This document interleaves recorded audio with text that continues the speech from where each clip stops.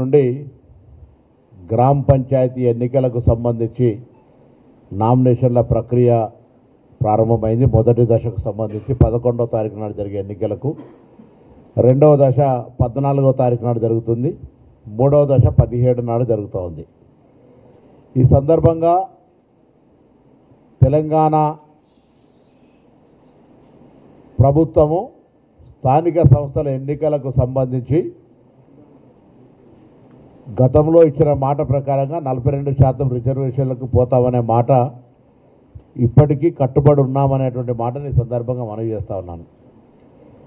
వాస్తవంగా తెలంగాణ ప్రభుత్వం పక్షాన కుల సర్వే నిర్వహించి దానికి సంబంధించిన అంశాలన్నింటినీ కూడా మంత్రివర్గ ఉపసంఘం ద్వారా రివ్యూ చేసి తదనంతరం క్యాబినెట్లో పెట్టి క్యాబినెట్ నుండి శాసనసభలో చర్చకు ఉంచి చర్చలో అన్ని పార్టీల అంగీకారంతో ఏకగ్రీవ తీర్మానం చేసుకొని గవర్నర్ గారి ద్వారా రాష్ట్రపతి గారికి పంపినటువంటి అంశాలన్నీ కూడా తెలంగాణ సమాజానికి అందరికీ తెలుసు, ఇది బహిరంగ రహస్యం.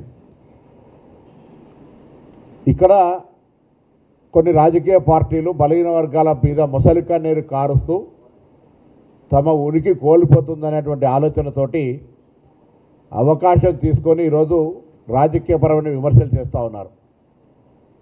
నేను అడుగుతా ఉన్నా స్పష్టంగా, కాంగ్రెస్ పార్టీ ప్రభుత్వం పక్షాన మేము చేయాల్సినటువంటి ప్రతి ఒక్క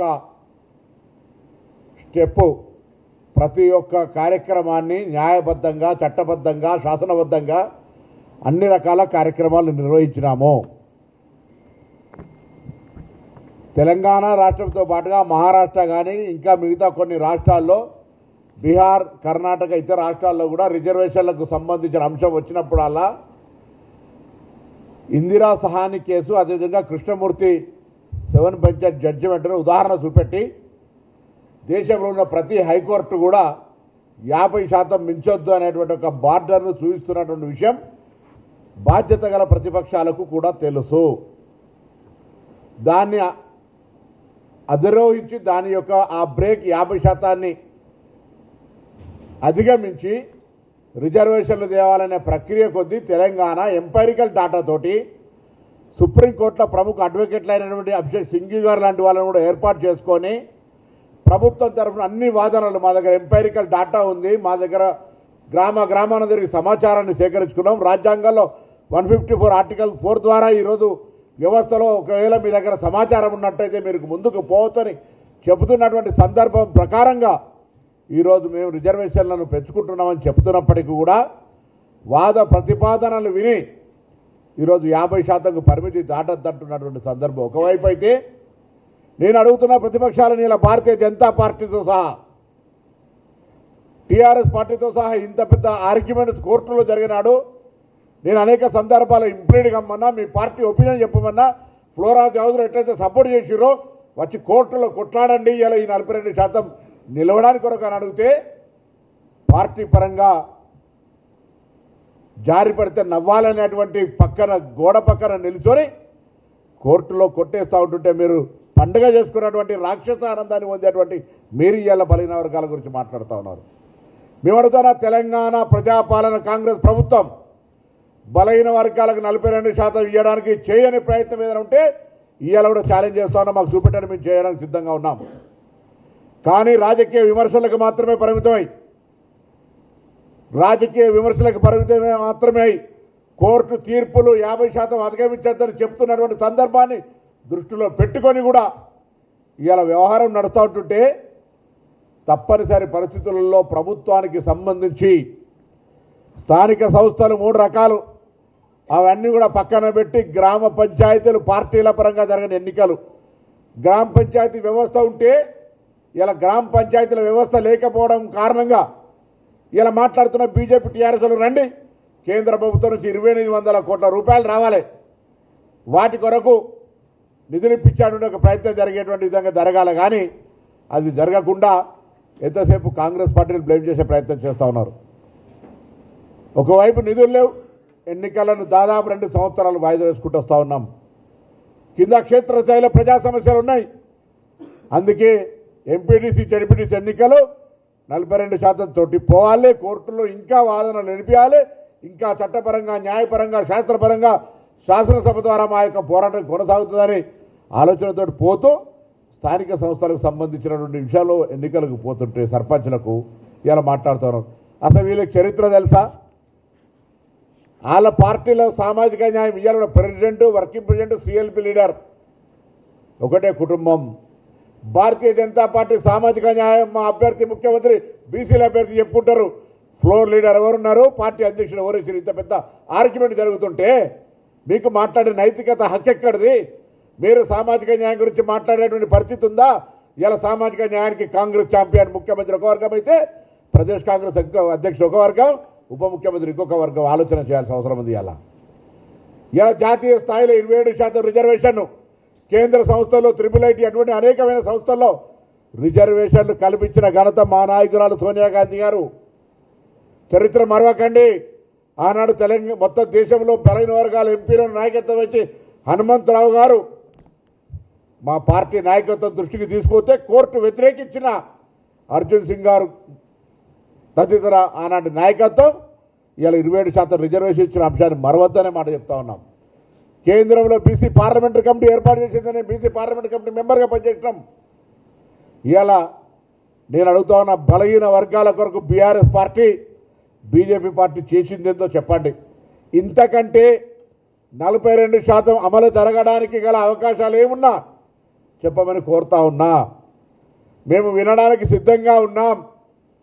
నేను మా ప్రభుత్వాన్ని ఒప్పించే బాధ్యత మాది. బలహీన వర్గాల మంత్రులుగా నాది, కొండా సురేఖక్క గారు, వాకిటి శ్రీగారి గారితో పాటుగా మా పార్టీ మా ప్రభుత్వాన్ని ఒప్పించి మెప్పించి తీసుకోగలుగుతాం. మార్గం చూపెట్టండి. మేము ప్రభుత్వంలో ఉన్నాం.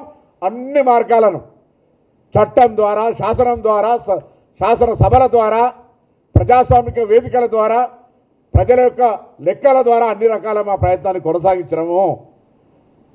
అధికారం కేంద్రంలో ఉంది. ఈడబ్ల్యూఎస్ తెచ్చినాడు కోర్టు అడ్డం వల్లే. ఈడబ్ల్యూఎస్ తెచ్చినాడు పార్లమెంటు ఆమోదం జరిగింది. ఇవాళ ఈ అంశం వచ్చేటప్పటికు నాకైతే కనీసం అందాజు కూడా అందుతలేదు. భారతీయ జనతా పార్టీ అఖిల భారత బీసీసీల అధ్యక్షుడు లక్ష్మణ్ గారు ముసలి కన్నీరు గారుతో ఉన్నారు. మీకు నిజంగా చిత్తశుద్ధి, మీ డిఎన్ఏల బీజేపీ రక్తమైతే తెలంగాణ నుంచి వచ్చిన బిల్లులను ఆ షెడ్యూల్ 9లో కానీ లేదా పార్లమెంటు ద్వారా 50% ఓవర్ కావడానికి అధిగమించడానికి అనుమతించే విధంగా చూడండి. రాష్ట్రపతి గారితో ఆమోదింపజేయించండి. అది చేత కాదు. బండి సంజయ్ గారు, అరవింద్ కుమార్ గారు, ఈటల రాజేందర్ గారు, కృష్ణయ్య గారు కూడా మాట్లాడుతున్నారు. For BC, yes you are for BC. మీరైతే చట్టసభలో కూడా అడుగుతూ ఉన్నారు. అటువంటి సందర్భంలో తెలంగాణ ప్రజాపాలన ప్రభుత్వం 42% కొరకు తీసుకున్నటువంటి అంశం మీద మీ ప్రయత్నాన్ని చేసే ప్రయత్నం చేయండి. అవన్నీ ఏం చేయకుండా ఊరికేనే బట్టగాల్చి మీద వారేసి చేస్తే దయచేసి ప్రజలు కూడా ఆలోచన చేయాలి. ఇది గ్రామ పంచాయతీ ఎన్నికలు. ఇది గ్రామ పంచాయతీ ఎన్నికల్లో వ్యక్తి ఆధారితంగా ఎన్నికలు జరుగుతాయి. వాస్తవంగా ఇళ్ళకి గెలిచి పార్టీల పరంగా సంబంధించినటువంటి అంశం ప్రస్తావించడం రాదు. వాళ్ళు సానుభూతి పరులు ఉంటారు. తప్పకుండా గతంలో ఉన్న లెక్కలు తీసుకుంటే కూడా 50% పైనే బలహీన వర్గాలు గెలిచారు. ఈసారి ఇంకా ఇంత పెద్ద ఉద్యతమైనటువంటి ఉధృతం ఉంది కాబట్టి ఇంకా ఎక్కువ శాతం రావాలని కోరుకుంటా ఉన్నాం. ప్రజలు ఆ విధంగా ఐక్యంగా బలహీన వర్గాల ప్రజలను గెలిపించుకునేటువంటి ప్రయత్నం జరగాలని కోరుకుంటాం. కానీ రాజకీయంగా ఇలా టికెట్లు లేవు, ఇవన్నీ ఏమి ఉండదు. కానీ భవిష్యత్తులో జరిగేటువంటి దానికి సంబంధించి ఇంకా చట్టపరంగా శాసనసభ ప్రకారంగా చేయాల్సిన అంశాలకు సంబంధించి కేంద్ర ప్రభుత్వం ఒత్తిడి తేవడానికి సంబంధించి అన్ని రకాలుగా కాంగ్రెస్ పార్టీ నాయకత్వం, తెలంగాణ ప్రజాపాలన ప్రభుత్వం కట్టుబడి ఉంది. మేము రిజర్వేషన్ల పక్షపాత పార్టీ మాది. సామాజిక న్యాయానికి ఛాంపియన్ కాంగ్రెస్ పార్టీ. ఎప్పుడైనా ఏదైనా సామాజిక న్యాయం కొద్దో గొప్ప అటు జరుగుతూ కూడా మాట్లాడి ప్రజాస్వామికంగా అడిగి నిలదీయగలిగేటువంటి వేదిక కాంగ్రెస్లో ఉంది. మీ పార్టీలో ఉందా అని అడుగుతా ఉన్నా. ముఖ్యంగా Bharatiya Janata party feudalistic mindset ఉన్న పార్టీగా బండి సంజయ్ బీజేపీ అధ్యక్షులు తొలగించినారు. ముఖ్యమంత్రి బీసీ అభ్యర్థి పెట్టి ఫ్లోర్ లీడర్ని చేసినారు. పార్టీ అధ్యక్షులు ఇంత పెద్ద ఇష్యూలు జరిగేటప్పుడు కూడా ఒక బలహీన వర్గాల వ్యతిరేకి మండల కమిషన్లో నవ సంఘర్షణ సమితి పేరు మీద రిజర్వేషన్లు వ్యతిరేకించినటువంటి వ్యక్తిని ఇలా అధ్యక్షుని చేసినారు. ఆనాడు సంగ్రామ పరిషత్ మూవ్మెంట్ జరుగుతుంటే ఇలా మీరు మాట్లాడితే ఎట్లా? బీఆర్ఎస్ పార్టీ సర్వేలో కూడా పాల్గొనలే. President, working president, CLP leader వాళ్ళు సామాజిక న్యాయం గురించి మాట్లాడితే ఎట్లా? అందుకే ప్రజలకు, ముఖ్యంగా బలహీన వర్గాల నాయకత్వానికి కాంగ్రెస్ పార్టీ సామాజిక న్యాయానికి ఛాంపియన్. బలహీన వర్గాలకు సంబంధించిన అంశాల మీద కట్టుబడి ఉన్నాం. అదే సమయంలో మా పార్టీ నాయకత్వాన్ని కూడా మేము కోరుతా ఉన్నాం. స్థానిక సంస్థల ఎన్నికల్లో 42% కాక ప్రతిపక్షాలు లేవనెత్తుతున్న అంశాలు మా పార్టీలో తొందరగా నిర్ణయం తీసుకోమని మేము కూడా అడుగుతా ఉన్నాం. అది సప్లైని కావచ్చు, లేకపోతే ఇతరత్ర ఉద్యోగ, విద్య, ఇతరత్ర అనేక అంశాల్లో కామారెడ్డి డిక్లరేషన్ ప్రకారంగా మేము కూడా మా పార్టీలో బరాబర్ గొంతెత్తి మా అమలు జరగాలని కోరుతాం. కోరేటువంటి హక్కు, స్వేచ్ఛ మా దగ్గర ఉంది. మీ దగ్గర ఉందా అని అడుగుతా ఉన్నాం. ఇలా కాంగ్రెస్ పార్టీ సోషల్ జస్టిస్కు ఛాంపియన్ అని మనం చెప్తా ఉన్నాం. ఈ దేశంలో ఏకైక మగాడు రాహుల్ గాంధీ 50% క్యాప్ ఎత్తాలనే మాట మాట్లాడుతూ ఉన్నాడు. రాజ్యాంగాన్ని మారుస్తామని చెప్తా ఉన్నాడు. అటువంటిప్పుడు ప్రజలు ఆలోచన చేయమని చెప్పి మేము వాస్తవంగా రాష్ట్రంలో ఎన్నికలు పెట్టినాడు. కేంద్ర రాష్ట్రాల అధికారంలోకి వస్తాయనుకున్నాం, రాకపోయినా రాష్ట్రంలో మా ప్రయత్నం చేస్తా ఉన్నాం. ఇవాళ మా ప్రభుత్వం ఉంటే 1 గంట పనిది. అదే చెప్తాను, మళ్ళా కూడా తప్పకుండా భవిష్యత్తులో గతంలో ఎన్నడైతే బీజేపీ కులగణనకు కూడా వ్యతిరేకించిందో, రాహుల్ గాంధీ గారి పోరాటంతో కులగణన చేయడానికి ఒప్పుకున్నారు. మళ్ళీ ఈరోజు రాసి పెట్టుకొని తప్పకుండా ఇవాళ 50% క్యాప్ ఎత్తేయడానికి బీజేపీ అడ్డం పడుతూ ఉంది. షెడ్యూల్ 9లో చేర్చడానికి బీజేపీ అడ్డం పడుతూ ఉంది. దానికి బీఆర్ఎస్ ఒత్తాస పలుకుతుంది. కానీ ఒకరోజు వస్తుంది, ఇవాళ 27 నవంబర్ 2025 మళ్ళొక రోజు తప్పకుండా వస్తుంది. కాంగ్రెస్ పార్టీ క్యాప్ ఎత్తేస్తుంది. దేశవ్యాప్తంగా జితనే ఆబాది ఉత్తనే ఇచ్చేదారి కార్యక్రమాన్ని చేస్తుంది అనే విశ్వాసాన్ని తెలంగాణ ప్రజలు ఉంచుకోవాలని కోరుతా ఉన్నాం. బీసీ సంఘాలకు కూడా చెప్తా ఉన్నాం, దయచేసి కోర్టులో ఫైట్ జరిగేటప్పుడు మీరు ప్రత్యక్ష సాక్షులు రండి. కోర్టులో ఇంతకంటే మార్గం న్యాయపరంగా, చట్టపరంగా 50% హర్డీలు తెలిసి కూడా మీరు రాజకీయ పార్టీల పరంగా ఆరోపణ చేస్తున్నారు. మేము రెడీ, అక్రాంతి టేబుల్ కూర్చొని మీరు చెప్పే సలహా సూచన చేయడానికి సిద్ధంగా ఉన్నాం. 2 సంవత్సరాలు ఎన్నికల వాయిదా వేసిన బీసీ సంఘాలకు తెలుసు. అనేక సందర్భాల్లో పిలిచి మేము సమావేశం పెట్టిన సంగతి తెలుసు. We are not against for 42%, we are for 42%. వాళ్ళ పార్టీలలో స్టాండ్ ఏందో తెలుసుకోవాలి. బీజేపీ, బీఆర్ఎస్ వాళ్ళు వాళ్ళని అడగండి. వాళ్ళ బిల్లులు ఆపుతున్నారు. వాళ్ళ మీద మీ యుద్ధం ఉండాలి. ఇలా బలహీన వర్గాల ద్రోహులు బీజేపీ, బీఆర్ఎస్ పార్టీ.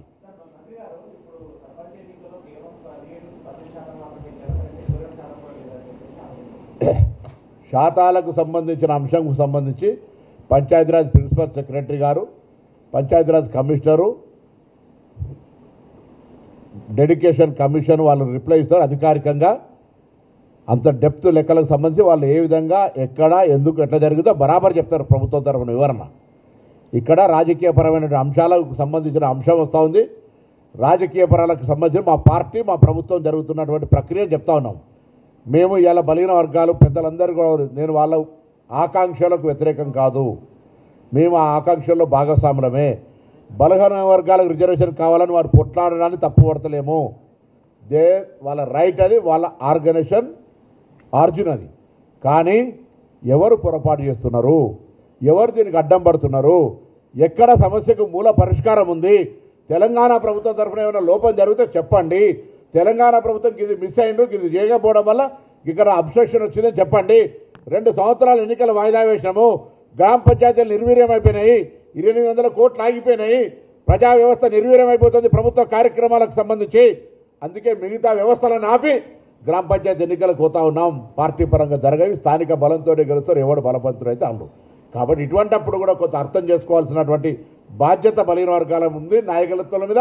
నేను ఆ సంఘాలందరికీ కూడా, మీ సోదరుణ్ణి, మీ బిడ్డను, నేను కానీ, మా పీసీసీ ప్రెసిడెంట్ గారు కానీ, మంత్రి గారు కానీ, శ్రీహారి గారు కానీ, ఇంకా మిగతా నాయకులందరం కూడా మా పార్టీ కాంగ్రెస్ పార్టీ. కానీ మేము తప్పకుండా బలహీన వర్గాల నాయకులం. మా నాయకత్వానికి సంబంధించినటువంటి హక్కు విషయంలో పార్టీల అంతర్గతంగా గట్టిగా మా గొంతు వినిపిస్తాం. ఎవరు ఆందోళన పడే అవసరం లేదు అనే మాట దయచేసి ఆ సహచరులందరూ కూడా విజ్ఞప్తి చేస్తున్నాం.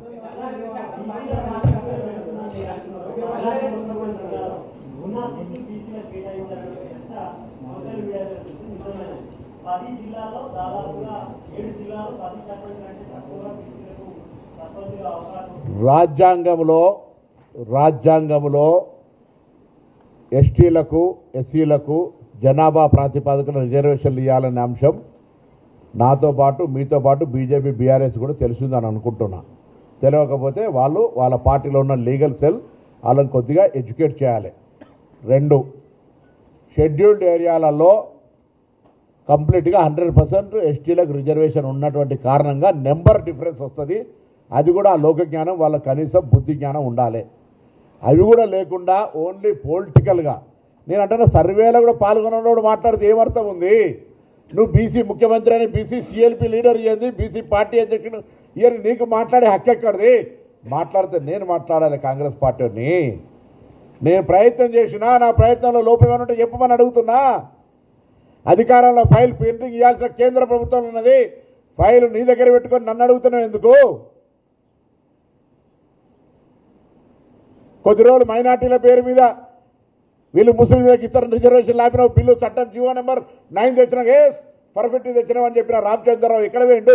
కోర్టులో నేను అడిగిన అనేక మీ ముందట ఇదే కాంతిభవన్లో ప్రెస్ కాన్ఫరెన్స్ ప్రభుత్వం తరఫున పార్టీ తరఫున అయ్యా న్యాయస్థానానికి వస్తుంది కేసు, ఎవరో కొంతమంది ఫండమెంటల్ రైట్ రాజ్యాంగంలో ఎక్కడో హక్కులు ఉల్లంఘన జరగకుండా మన హక్కులను ఉల్లంఘన చేయడానికి కోర్టు కేసులు ఇస్తా ఉన్నారు, రండి ఆర్గ్యుమెంట్ చేయమంటే ఎక్కడ ఉన్నారు మీరంతా? మీకు మాట్లాడే రైట్ ఎక్కడిది?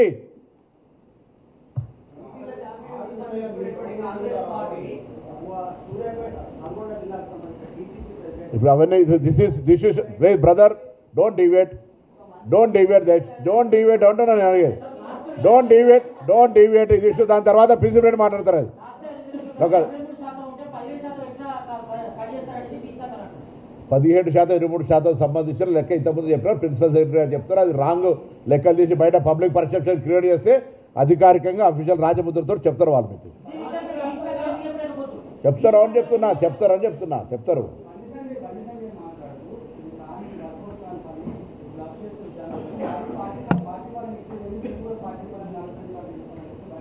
అరే ఇప్పుడు ఆ బ్లఫో గిఫో ఎందుకయ్యా బాబు? నేను మళ్ళీ చెప్తున్నా, హానరబుల్ మినిస్టర్ ఫర్ హోమ్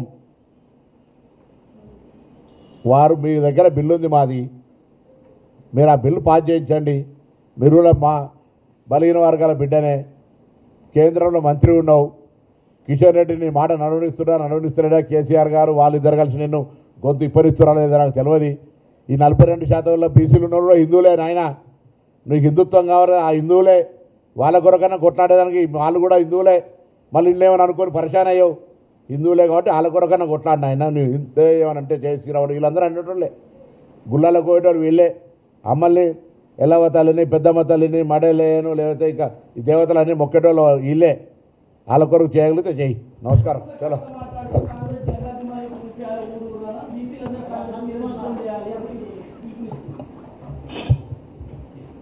ఒక రైతు వ్యవసాయం చేసినాక పంట పండించుకొని బండ్లు ఎక్కించుకొని పోతుంటే ధాన్యాన్ని బండి కింద ఉన్న ఒక జంతువు ఈ పంట అంతా నేనే వండించని విర్రవీగిందట. ఆనాడు మేము రిజర్వేషన్లు ప్రశ్నించినాడు మాకంటే ప్రెస్ కాన్ఫరెన్స్ చేయకంటే ముందే ఒక పెద్ద ప్రెస్ నోట్ రిలీజ్ చేసి ఇవాళ విఫలమైతే నన్ను తిరుగుతావు, నీకెక్కడ జ్ఞానము?